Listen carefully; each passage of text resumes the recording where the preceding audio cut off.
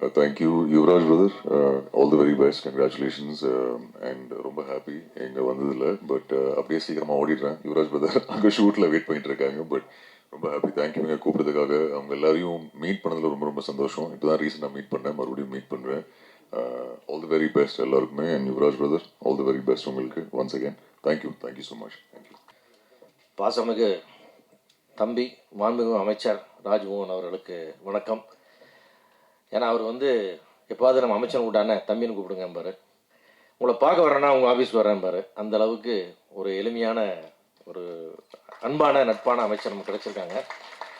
நான் முதல்வரை சந்திச்ச போது அவர்கிட்ட நான் சொன்ன ஒரு விஷயம் தான், சார் மிக்க நன்றி. தமிழ் எங்களுடைய எனக்கு தெரிஞ்ச அரசியல் வரலாற்றில் முதல் முறையாக சினிமா பற்றி தெரிஞ்ச, சினிமாக்காரர்களை தெரிஞ்ச புரிஞ்ச நட்பான ஒருத்தர் சினிமாத்துறைக்கு அமைச்சராக கொடுத்துருக்கீங்க, நன்றின்னு அவர்கிட்டயே சொன்னேன்.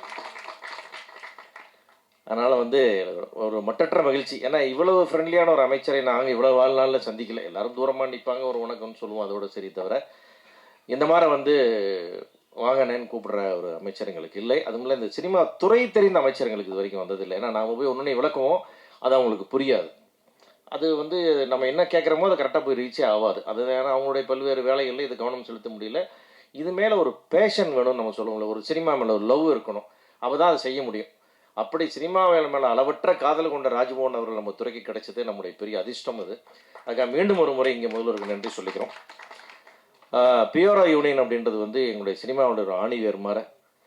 ஒரு படம் எடுக்கலான்னு யோசிக்கும் போது முதல்ல பிஆரோட இருந்து ஆரம்பித்து படம் முடித்து ரிலீஸ் ஆகி சக்ஸஸ் மீட்டு அதனுடைய தொடர்ச்சிகள் வரைக்கும் எங்களோட ட்ராவல் பண்ணுற மிக முக்கியமான ஒரு பார்ட் எங்களுடைய வலதுகரம் இந்த பிஆர்ஓஸ். அவங்க நல்லா இருந்தால், அந்த யூனியன் நல்லா இருந்தால் எங்களுக்கு ரொம்ப சந்தோஷமாக இருக்கும். நீங்கள் ஒற்றுமையாக இருந்தாலும், நீங்கள் பலமாக இருந்தாலும் எங்களுக்கு மிக்க மகிழ்ச்சி. நான் உங்களுடைய சங்கத்தை ஸ்ட்ரெங்தன் பண்ணுறதுக்கு நிறைய ஐடியாஸ் கூட முன்னாடி கொடுத்துருக்குறோம். அந்த மாதிரி இன்னும் உங்களுடைய நிறைய ஃபண்ட்ஸ் சேர்க்கறதுக்கெலாம் நிறையா பிளான் நானே சொன்னேன். அதையெல்லாம் நீங்கள் இந்த வாட்டி எக்ஸிக்யூட் பண்ணி இன்னும் சங்கத்தை பலப்படுத்தி நல்ல ஒரு தயாரிப்பாளருக்கு மேலும் இந்த தமிழ் சினிமா வளர்ச்சிக்கு நீங்கள் உதவணும்னு கேட்டுக்கிறேன்.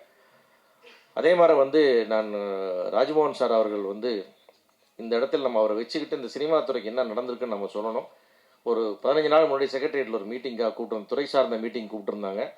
அவர் அருண் ஐஏஎஸ் அவர்கள் தலைமையில் ஒரு மீட்டிங். நம்ம மனோஜ் பரமஹம்ச சார் அவர்கள் கலந்துக்கிட்டாங்க. நாங்கள் எல்லோரும் போயிருந்தோம். ரொம்ப அழகாக சொன்னார் அந்த ஐஏஎஸ் ஆஃபீஸர் நமக்கு, இனிமேல் ஆன்லைனில் நீங்கள் அப்ளை பண்ணால் எல்லா செக்ஷன் என்ஓசியோட பர்மிஷன் உங்கள் மெயிலுக்கு சேரும், உங்கள் வாட்ஸ்அப்புக்கு சேரும். மெயில் இருக்கிறது எனக்கு 1 மாதம் டைம் கொடுங்க, அதை வாட்ஸ்அப்பாக கன்வெர்ட் பண்ணி தரேன். இனிமேல் எந்த ஆஃபீஸ்லையும் உங்கள் ஆளுங்க போய் ஒரு ப்ரொடக்ஷன் மேனேஜரோ ஒரு பிஆர்ஓ நிற்கக்கூடாது. ஒரு பைசா யாருக்கும் நீங்கள் கொடுக்கக்கூடாது. எந்த ஸ்டேஷன்லையும் நீங்கள் காசு கொடுக்கக்கூடாது. நீங்கள் நிம்மதியாக ஃபில்ம் பண்ணணும். எங்களுக்கு சிஎம் ஸ்ட்ரிக்டாக ஆர்டர் போட்டிருக்கார், இதை நாங்கள் செஞ்சு கொடுக்குறோன்னு சொன்னாங்க. எனக்கு இதெல்லாம் கனவா நனவானே புரியல நம்மளுக்கு. ஏன்னா அப்படி அல்லால் போட்டிருக்கோம். ஒரு பர்மிஷனுக்கும் நம்ம படுற பிரச்சனைகள் கொஞ்சம் நெஞ்சம் கிடையாது. அதெல்லாம் தாண்டி நீங்களாம் எதுக்கு வரக்கூடாது, என் நம்பர் எடுத்துங்க, எல்லாரும் ரெண்டு பேசுங்கன்றாரு ஒரு ஐஏஎஸ் ஆஃபீஸர். நம்ம எந்த ஐஏஎஸ் ஆஃபீஸர் வரைக்கும் ஃபோனில் பேசியிருக்கோம், நம்ம யாரை பார்த்து பேசியிருக்கோம்? அதெல்லாம் இல்லவே இல்லை. அதனால் நம்ம ஒரு பெரிய பொற்காலம் நமக்கு கிடச்சிருக்கு. சரி, இதை முறையாக பயன்படுத்திக்கிறோம். அதுக்கு நம்முடைய தமிழ் சினிமா வரலாற்றில் இதுதான் இந்த காலம்தான் இது பொற்காலம். தமிழ் சினிமாவுக்கு என்ன வேணுமோ செஞ்சு கொடுக்குற அதை புரிஞ்ச ஒருத்தர் நம்மளோட இருக்கார். அதனால் நம்முடைய கோரிக்கை என்பதெல்லாம் உரிமையாக கேட்குற மாதிரி நம்ம அவர்கிட்ட கேட்கலாம். அது என்னென்னலாம் மேக்ஸிமம் பாசிபிலிட்டிஸ் இருக்கோ எல்லாத்தையும் அவர் நமக்கு பண்ணி கொடுப்பார். இன்றைக்கு கூட ஒரு படப்பிடிப்பில் கலந்துக்கிட்டு தான் அங்கேருந்து நேரம் அங்கே வரேன். ஷூட்டிங் ஒரு பப்ளிக் பிளேஸில் நடக்குது. முன்னாடியெல்லாம் ஒரு போலீஸ் வண்டி வரும், அதுக்கு கொடுக்கணும். அப்புறம் டிராஃபிக் வண்டி வரும், அதுக்கு கொடுக்கணும். பெட்ரோல் வண்டி வரும், அது கொடுக்கணும். இன்றைக்கு ஷூட்டிங் ஸ்பாட்டில் நான் இருந்தேன். 3 வண்டி வந்தது, நின்னாங்க, பார்த்தாங்க, போயிட்டாங்க. ப்ரொடக்ஷன் யாராவது பேர் இல்லை, சும்மா பார்க்க வந்தேன், நீங்கள் போங்க. ஒருத்தர் கூடங்க ஒரு டிஸ்டர்பன்ஸ் பண்ணல. இந்த ஏரியாவுக்கு நான் வந்திருக்கேன், நான் தான் இந்த ஏரியாவுக்கு வஸ்தாது, நம்ம பேட்டையில் எடுக்கிறீங்க, நம்ம இதில் எடுக்கிறீங்க, அதெல்லாம் எதுவுமே இல்லை. இதெல்லாம் நடந்துக்கிட்டே இருக்குது. சர்ன்னு 2 வண்டி நிற்குது. அந்த ஏரியா எம்எல்ஏ, தமிழக வெற்றி கழகத்தினுடைய எம்எல்ஏ செந்தில்குமார் இறங்குறாரு. ஷூட்டிங் நான் ப்ரொடக்ஷன் மேனேஜரை கூப்பிட்டாரு. எங்கள் தொகுதியில் நீங்கள் படம் எடுக்கிறீங்க, ரொம்ப மகிழ்ச்சி, அடிக்கடி வரணும். எந்த தொந்தரவு வந்தாலும் என்னையா தம்பியை அசிஸ்டண்ட்டை கான்டாக்ட் பண்ண நம்பர் கொடுத்துட்டு யாருக்கு 5 பைசா பணம் கொடுத்துறாதீங்க, இது எங்கள் முதல்வருடைய உத்தரவுன்னு அவர் சொல்லிட்டு அவர் வண்டியை எடுத்து போயிட்டு, இப்படி ஒரு எம்எல்ஏவா என்ன நடக்குது நம்ம ஊரில்? இப்படி எல்லாமே எங்களுக்கு பிரமிப்பாகவே நடந்து கொண்டிருக்கு. அடிக்கடி கிள்ளி பார்த்துக்க வேண்டியிருக்குது, கனவா நனவான. அந்த அளவுக்கு ஒரு அற்புதமான ஆட்சியை கொடுத்து கொண்டிருக்கிற நம்முடைய முதல்வரோட ஆட்சியில் இருக்கிற நம்முடைய ராஜ்மோகன் சாருக்கு மிக்க நன்றி. இவ்வளோ பேஷண்ட்டாக நீங்கள் வந்து இவ்வளோ வேலைக்கு நடுவில் இவ்வளோ சிரமமாக இருக்கீங்கன்னு உங்களை பலமுறை நேரில் பார்த்தேன். எத்தனை வேலைப்பளு அப்படின்ட்டு அதெல்லாம் தாண்டி இங்கே வந்து எங்களுக்காக எல்லாரும் கலந்துக்கிட்டீங்க. எங்களுடைய கோரிக்கைகளை நிதானமாக ஆராய்ந்து என்னென்ன பெஸ்ட்டு முடியுமோ எல்லாம் பண்ணி கொடுங்க. தமிழ்குமரன் கேட்டது மாதிரி முதலாளிகளுக்கு இடமில்லைன்றதான் எங்களுக்கு வருத்தமான விஷயம். எல்லா தொழிலாளர்கள் அமைப்புகளுக்குமே எல்லாருமே தனித்தனி இடம் வச்சுருக்காங்க. நான் முதலாளிகளை பற்றி யோசிக்கலை, அதெல்லாம் வேணான்னு. அது இந்த ஆட்சியில் எங்களுக்கு ஒன்று நடந்தால் அது முதலாளிகள் கிடைத்த கௌரவமாக எடுத்துக்கொள்வோம். அது எங்களை புரிந்தவர்கள் அறிந்தவர் நீங்கள் நிச்சயமாக செய்து கொடுப்பீர்கள். மற்றபடி இந்த பத்திரிகை தொடர்பாளர் அனைவர்களுக்கும் என்னுடைய வாழ்த்துக்களை தெரிவித்து நன்றி, வணக்கம்.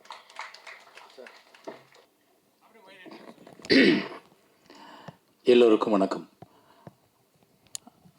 பிஆர்ஓ அப்படின்றவங்க ஒரு படத்தோட கடைசி மக்கள் வரைக்கும் கொண்டு போய் சேர்க்குற பங்கு உங்களோடது.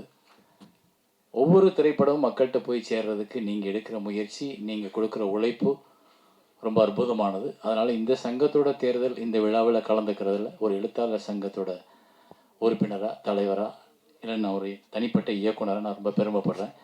ஸோ இதிலேருந்து தேர்ந்தெடுக்கப்பட்டிருக்க தம்பி யுவராஜோட தலைமையில் இருக்கிற டீமுக்கு என்னுடைய மனப்பூர்வமான வாழ்த்துக்கள். உங்களுக்குள்ள ஒற்றுமையும் சந்தோஷமும் எப்பவும் நிலைத்து நிற்கட்டும். சங்கத்தை நல்லபடியாக பார்த்துக்குங்க.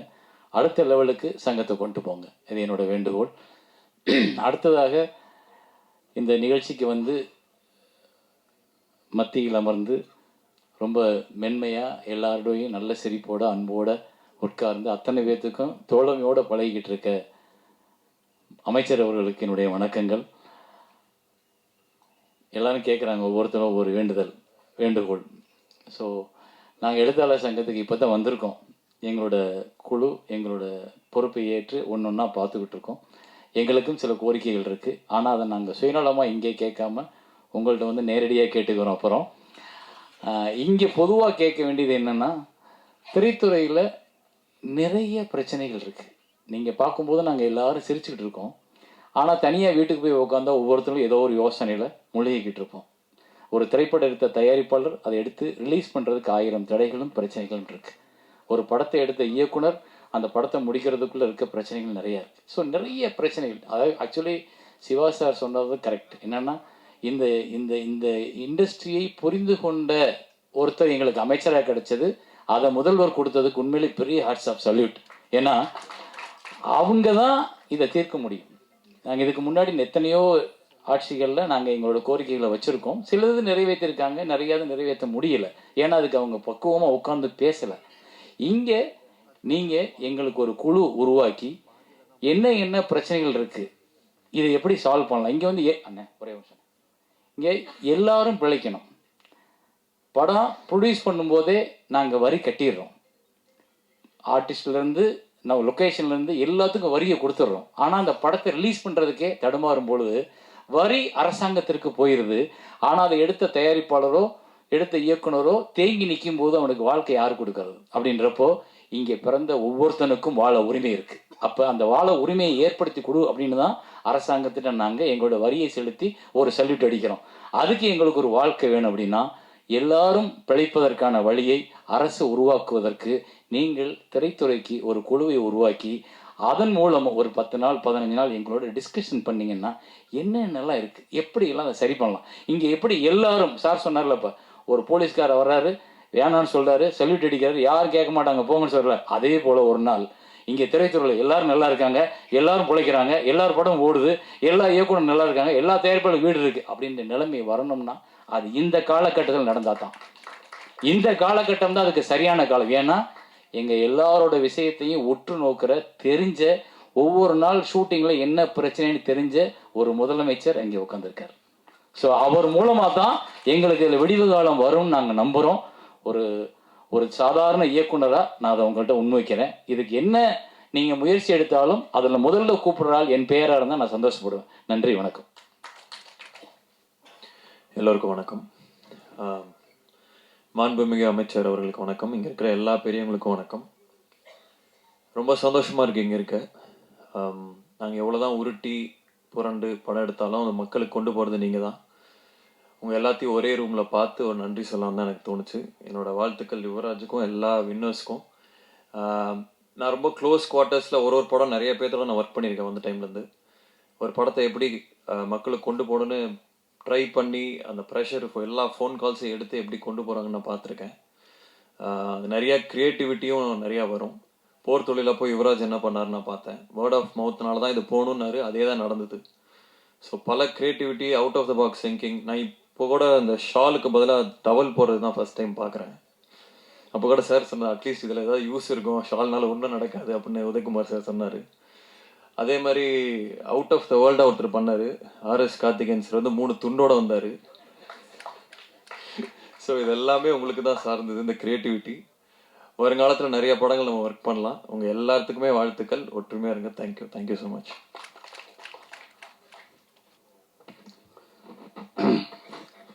அமைச்சர் உட்பட இந்த விழாவிலே கலந்து கொண்ட அனைவருக்கும் என்னுடைய நன்றி கலந்த வணக்கம். இந்த விழாவிலே கலந்து கொண்ட அனைவருக்கும் என்னுடைய வணக்கத்தை தெரிவிப்பதோடு சில இடங்களில் பேசாமல் இருக்கிறது நல்லதுன்னு என்னுடைய உரையை முடித்துக் கொள்கிறேன். நன்றி.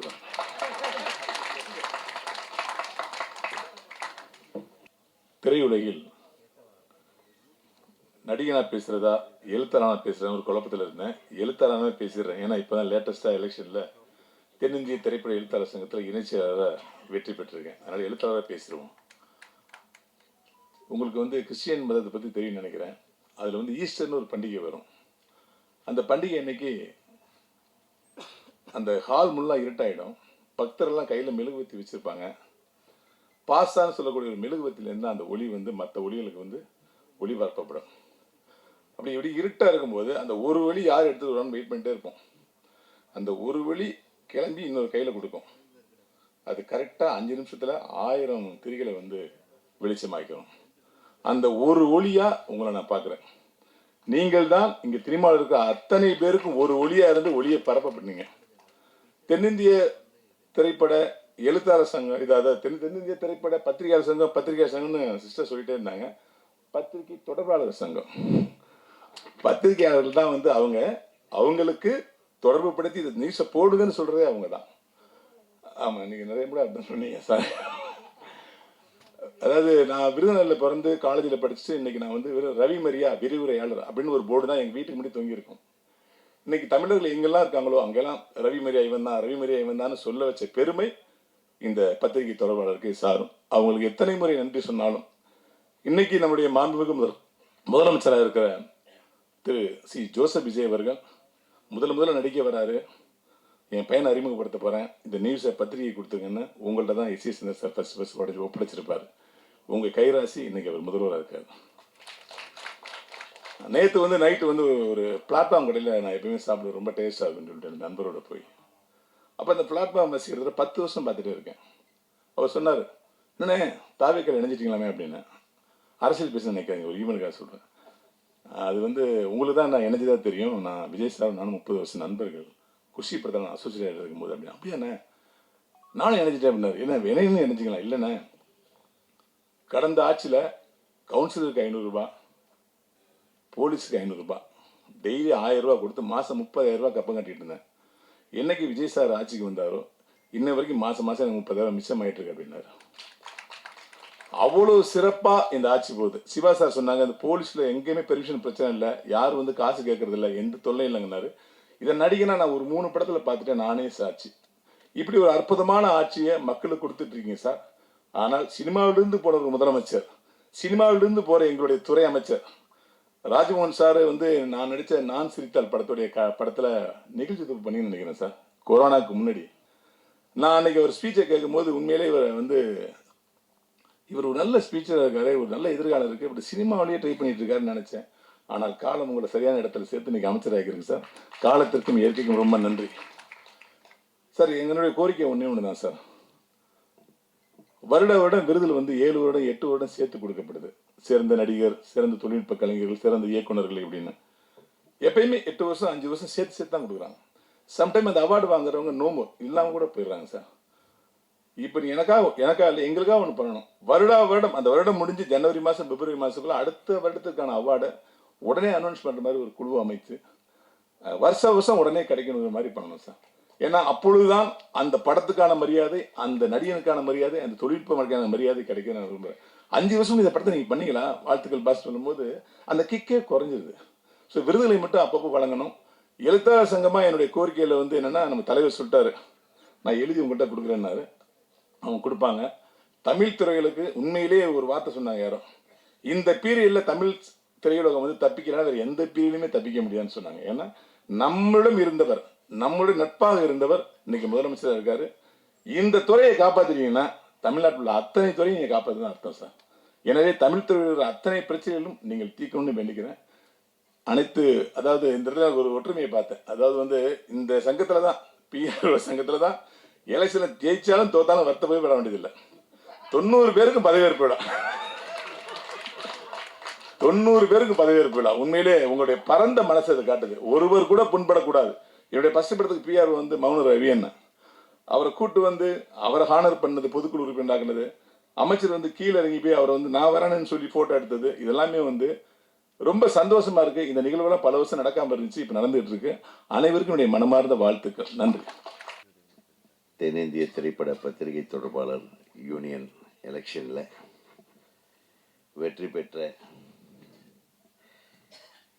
அற்புதமான தலைவர் யுவராஜ், யங்ஸ்டர், எல்லாம் யங்ஸ்டர்ஸே ஜெயிச்சிருக்காங்க. அதில் ஒருத்தர் விஜய் முரளி நவ மாதிரி, பொருளாளர் வி.கே. சுந்தர் மற்றும் இந்த அணியினர் புவனேந்திரன், சதீஷ்குமார், பாலசுப்ரமணியம், எம்பேர்லூர் திரு ஆர்.வி. உதயகுமார், கிளாமர் சத்யா, மதுரை செல்வம், மதிவொலிக்குமார், நிகில் முருகன், ராமானுஜம், நிதிஷ் ஸ்ரீராம், சதீஸ்வரன், பரணி, அப்புறம் மறைச்சிட்டாங்க, அதனால் தெரியல, ஆகிய அனைத்து நல் உள்ளங்களுக்கும் வெற்றி பெற்ற உங்கள் அனைவருக்கும் எனது நல்வாழ்த்துகள். இதில் என்னென்னா, இந்த சங்கத்தை முதல்ல உருவாக்குனது யார்? டைமண்ட் பாபுவோட அப்பா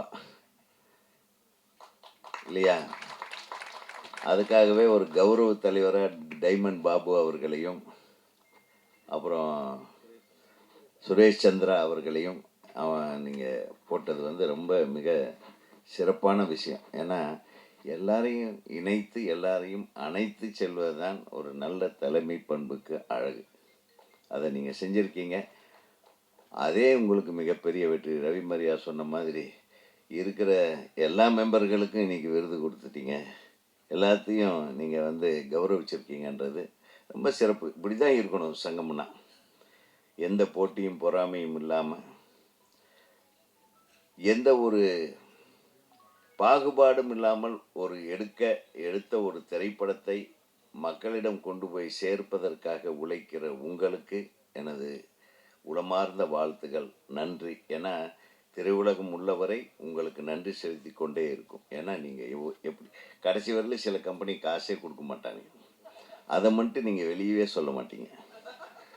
வெளியே சொன்னால் கேவலமாயிடும் அப்படின்னு அடுத்தவனுக்கு வர்றதையும் கெடுத்து விட்டுறக்கூடாதுன்ட்டு மனசுக்குள்ளேயே வச்சுருப்பீங்க. போகிறவெல்லாம் திட்டுவான், எனக்கு தெரியும். உங்களுக்கும் எனக்கும் உள்ள தொடர்பு தான், வேறு ஒன்றும் இல்லை. ஆனால் நான் கொடுக்காம விட்டதில்லை, எங்கள் கம்பெனிலாம் கொடுக்காம. பட் இருந்தாலும் சிறப்பாக செயல்படக்கூடிய உங்களுக்கு இன்னும் மென்மேலும், இன்றைக்கி இருக்கிற சினிமா வந்து ஒரு வாரம் ஓடுற படம், 2 நாள் ஓடுற படமாக குறைந்து கொண்டிருக்கின்ற இந்த காலகட்டத்தில் பல நாள் ஓடக்கூடிய திரைப்படங்களாக மாற்றுவது எப்படி என்பதை நீங்கள் முனைப்போடு செயல்படணும். உங்கள் கையில் தான் இருக்குது. அதே மாதிரி எல்லாரும் அமைச்சர் என் அன்பு சகோதரர் ராஜ்மோகன் அவர்களுக்கு நிறைய கோரிக்கைகள் இன்னும் நிறைய இருக்குது, வந்துகிட்டே இருக்குங்க. நீங்கள் ஒன்றும் அதை பற்றி பயப்படாதீங்க. நான் முதல்ல நானும் செல்வமணி சாரும் போகும்போது அவர் சொன்னானே, உங்களுக்கு என்ன ஏதாச்சும் என்ன கேளுங்கண்ணே, அதான் சொன்னார் அவர். அதனால் செய்கிற மனப்பான்மை இருக்கிற தலைவன் இருக்கிற வரையில் நம்ம கேட்காமையே செய்வாங்க. நம்ம கேட்டாலும் அதை பற்றி கவலைப்பட மாட்டாங்க. நீங்கள் கேட்காமையே நாங்கள் செய்வோன்ற தலைமை இன்னைக்கு தமிழகத்தை ஆண்டு கொண்டிருக்கிறது. அன்பு சகோதரர், நான் தான் சொன்னேன், நான் ஒரு சின்ன விஷயத்தை சொல்கிறேன். நானும் எத்தனையோ முதல்வர்களை பார்த்துட்டேன், போய் பார்த்துருக்குறோம், க்யூவில் நின்று பார்த்துருக்கோம், பார்க்க முடியாமையும் வந்திருக்கோம். ஆனால் திரு ஜோசப் விஜய் அவர்களை பார்க்கும்போது, எனக்கு முதல்வராக பார்க்கும்போது என்னால் பேச முடியல. கண்ணே, நான் உன்னை என்னன்னு கூப்பிடுறது அப்படின்னு. உண்மையிலுமே நான் உன்னை என்ன முதல்வர்னு கூப்பிடுறதா, ஐயான்னு கூப்பிடுறதா? அவர் இளம் வயதினராக இருக்கும்போது வந்து எனக்கு தெரியும். என்ன கண்ணே கூப்பிடுறது அப்படின்னு. இப்போ சொன்னீங்க பாரு கண்ணேன்னு, அப்படி தானே நான் உங்கள் கண்ணு தானே, என்னை கண்ணனே கூப்பிடுங்கன்னு சொன்ன ஒரே முதல்வர் இன்றைய எளிமையான நமது முதல்வர். உண்மையிலுமே நான் அப்படியே கண் கலங்கிட்டேன். யாருங்க அப்படி சொல்லுவாங்க? எல்லாரும் கேட்டாங்க, என்னங்க அதிமுக விட்டு இங்கே வந்துட்டீங்கன்னாங்க. எங்கள் குடும்பத்துக்கு வந்திருக்கிறேன்னு சொன்னேன், அவ்வளோதான். ஜோசப் விஜய் அவர்கள் நமது குடும்பம், அவ்வளோதான். அவர் கூட நம்ம நிற்காம வேற எவையா நிற்பான்? நம்ம எல்லாரும் நிற்கணும். அவர் 41 பேரை பலி கொடுத்துட்டு பரிதவிச்சுக்கிட்டு இருந்த காலம், அடுத்த நாளே இதே இடத்துல இதே அரங்கத்தில் அவர் மீது எத்தனையோ குற்றச்சாட்டுகள் பறந்து கொண்டிருக்கிறது. அப்பவும் நான் சொன்னேன், இந்த திரையுலகம் மட்டுமில்லை, நான் மட்டுமில்லை, அனைவரும் திரு ஜோசப் விஜய் அவர்களுடன் தான் நிற்க வேண்டும், அதுதான் நமது கடமை என்று சொன்னேன். ஸோ இறைவன் சும்மா விடலை. 2 வருஷத்தில் ஒரு கட்சி ஆரம்பித்து அது ஆட்சியை பிடித்த ஒரு சரித்திரத்தை உருவாக்கி மக்களிடத்திலே இப்படி ஒரு பேர். கோயம்புத்தூர்லேருந்து ஒருத்தர் ஃபோன் பண்ணுறாரு, பிரதர் நம்ம வருஷம் ஸ்கூலுக்கு பணம் கட்டுவோம்ல மாமூல், அது இல்லை பிரதர், எனக்கு ஃபோன் வருது, வீட்டுக்கு வருது ஃபோனு, நீங்கள் பர்மிஷன் உங்களுக்கு ரெடி, வாங்கிட்டு போங்கன்னு. அந்த மாதிரி துறைக்கு ஒரு அமைச்சர் நமது துறையிலிருந்து வந்திருக்கிறாருன்னா ராஜ்மோகன் அவர்களுக்கு வாழ்த்துகள். ஏன்னா படிக்கிற குழந்தைங்க படிக்கிற ஒரு பள்ளிக்கூடத்துக்கு லஞ்சம் வாங்குகிற கவர்மெண்ட் உலகத்தில் இருந்திருக்குன்னா அதுக்காக நம்ம வெட்கப்படணுமே தவிர, இன்னைக்கு அந்த நிலைமை மாறி ஒரு இண்டஸ்ட்ரியலிஸ்ட்டு ஃபோன் பண்ணுறான், ஒரு பில்டர் ஃபோன் பண்ணுறான், அண்ணே 5 பைசா செலவு இல்லாமல் எனக்கு பிளான் ஓகே ஆயிடுச்சுண்ணே. எப்பேற்பட்ட விஷயம்! உண்மை இது இன்னும் சிறப்பாக நடைபெற்று கொண்டே இருக்கும். அதற்கு ராஜ்மோகனை போன்ற மிகச்சிறந்த சிந்தனையாளர்கள், அவங்க அவர் அவ்வளவு கடினமான உழைச்சிக்கிட்டு இருக்காரு. அவருக்கு கொடுத்துருக்கிற துறைகளை பாருங்கள். கல்வித்துறை இது சாதாரணமான விஷயம் அல்ல. எவ்வளவு கண்ணும் கருத்துமாக இருந்து பார்க்க வேண்டிய ஒரு துறை. ஒவ்வொரு துறையிலும் முதலமைச்சரை போய் எடுத்துக்கிட்டிங்கன்னா, காலையில் அவர் எந்திரிச்சு என்ன பண்ணுறாருன்னு தெரில பாவம். 6 மணிக்கு உட்காந்து என்னென்ன துறையில் என்னென்ன நடக்குது, என்னென்ன நடக்கணும், என்னென்ன அநியாயங்கள் நடந்தது, எதை சரிப்படுத்தணும், இதுக்கு எத்தனை பொருட்செலவாக நம்ம எக்கானமி என்ன, இத்தனையும் திங்க் பண்ணிட்டு இருக்கிற ஒரு முதலமைச்சர் இருக்கிறாருன்னா அது திரு ஜோசப் விஜய் அவர்கள் மட்டும்தான். நமது மாண்புமிகு முதல்வர் அவர்கள் கண்ணுறக்கம் இல்லாமல் பணி செய்து கொண்டிருக்கிறார் என்பது மட்டும் நமக்கு புரிகிறது. ஏன்னா எனக்கு தெரியும் கவர்மெண்ட்டில் என்னென்ன ஒவ்வொரு துறையிலும் என்னென்ன பிரச்சனைகள் இருக்குன்னு எங்களுக்கு தெரியும்.